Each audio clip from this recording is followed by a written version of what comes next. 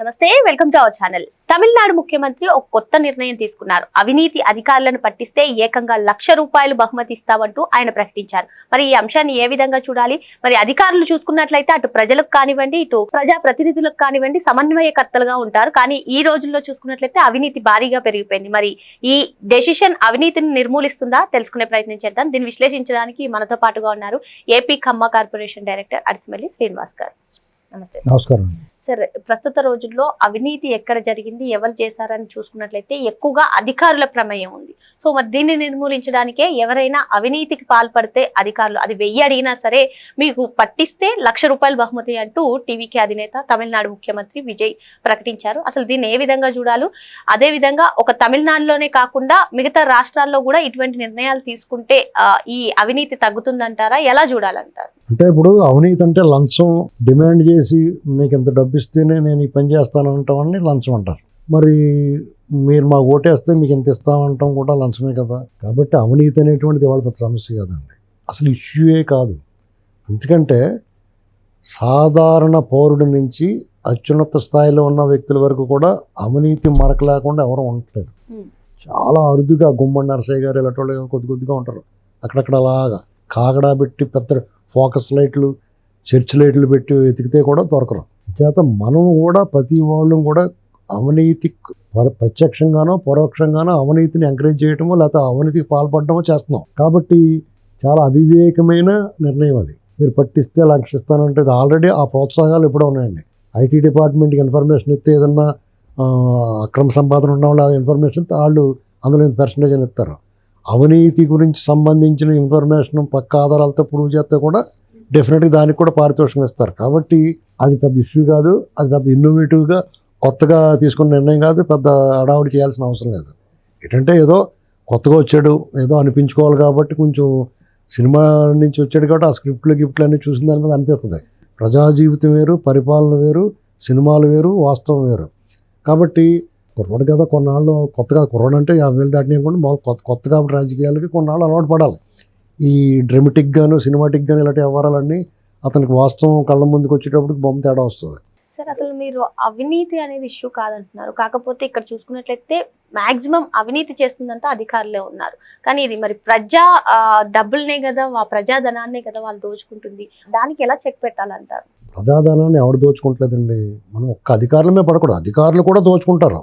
కానీ వాళ్ళతో పాటు ప్రజలు కూడా దోచుకుంటారు. నేను ప్రజలను కూడా ఎందుకు అంటున్నానంటే, మీకు ఒక యాపిల్ లోడ్తోటి ఒక లారీ వెళ్తుంది అనుకోండి, దానికి యాక్సిడెంట్ అయి పడిపోయింది అనుకోండి, మీరు ఏం చేస్తారు?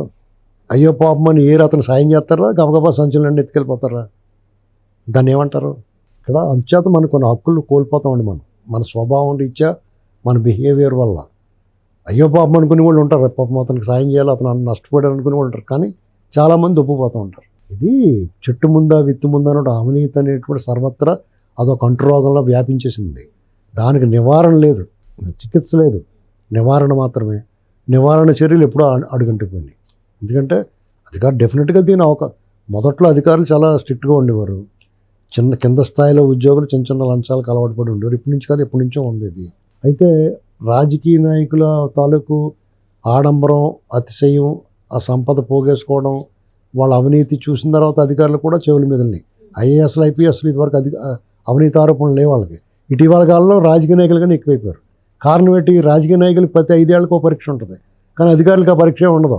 రాజకీయ నాయకుడు ఒకవేళ దుబ్బేసినా మళ్ళీ 5 ఏళ్ళ తర్వాత వచ్చి పెట్టాలి, మళ్ళీ పరీక్ష రాయాలి. అతను పాస్ అవుతాడు, లేకపోతే అధికారులు 30 ఏళ్ళ దాకా ఏ పరీక్ష ఉండదు, అప్పుడు కుమ్మేసుకోరు బాబు అన్నారు. కాబట్టి ఇది ఒక బలపడిపోయింది. ఇప్పుడు ప్రజలు కూడా జగన్మోహన్ రెడ్డి అటువంటి మళ్ళీ ఎన్నుకున్నారంటే అతను అంత పెద్ద అవినీతి పడని తెలిసిన తర్వాత కూడా, సుప్రీంకోర్టు వ్యాఖ్యలు విన్న తర్వాత కూడా అతనికి ఎంచుకున్నారంటే దాని అర్థం ఏంటి? మీకు అది పెద్ద ఇష్యూ కాదు, ఎవరు తింటలేదు అనేటువంటి భావనకు వచ్చారు. ప్రజలు కూడా ఓట్లకి డబ్బులు తీసుకుంటున్నారు, అడిగి తీసుకుంటున్నారు. ఇదివరకు ఓట్లు వేయమని డబ్బులు ఇచ్చేవారు, కొంతమంది తీసుకునేవారు కాదు, కొంతమంది మొహమాటంగా తీసుకునేవారు. ఇప్పుడు ఏం చేస్తున్నారు? మా ఇదిలోకి రాలేదు అబ్బాయి అని చెప్తున్నారు. ఇదివరకు ఎప్పుడు డబ్బులు తీసుకోరు వీళ్ళు అనుకున్న మధ్యతరగతి అబోవ్ మిడిల్ క్లాస్ వాళ్ళు ఎప్పుడు డబ్బులు తీసుకునేవారు కాదు, కానీ వాళ్ళు కూడా తీసుకుంటున్నారు. ఇప్పుడు రాకపోతే కౌరవం ఉన్నారు, అలవాటు చేస్తారు. కాబట్టి ఇది మీకు ఎవరికి హక్కు లేదు. నువ్వు డబ్బులు తింటున్నావు, నువ్వు అవినీతి చేస్తున్నావు, కరప్షన్ ఉందని అడగడానికి ఎవరికి హక్కు లేదు. ఎవడు ఎక్కువ ఎవడు తక్కువ అంతే. వీడు కొంచెం తక్కువ అవినీతి చేస్తాడు, లేకపోతే వీడు తక్కువ చెడ్డోడు అంతే. అధికారులైనా సరే మనమే అంటాం గబక్కని పని అవ్వాలంటే గబక్కని చేసి పెట్టండి అని డబ్బులు ఇచ్చి మనమే ఆఫర్ చేస్తాం. ఓ సినిమా టికెట్ కొంటాం, అది దొరకకపోతే 10 రూపాయలు ఎక్కించుకుంటానంటాం, లేకపోతే క్రికెట్ మ్యాచ్కి వెళ్తానంటాం, అటు ఎక్కడ దొరకకపోతే నీకు ఏదైనా ఆఫర్ ఇస్తాం. కొన్ని వాళ్ళు ఉంటే నమ్మి వాళ్ళు ఉంటున్నాం. అర్థమైందండి? ఎవడ కొనకపోతే వాళ్ళు ఎందుకు అమ్ముతారు? కాబట్టి ఈ విషయంలో విజయ్ అమెచ్యూర్డ్.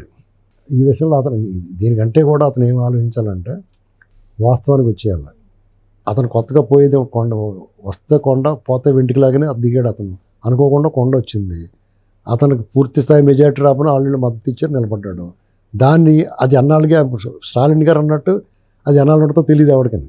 ఎందుకంటే ఎవడ కోపం వచ్చినా దెబ్బైపోతారు.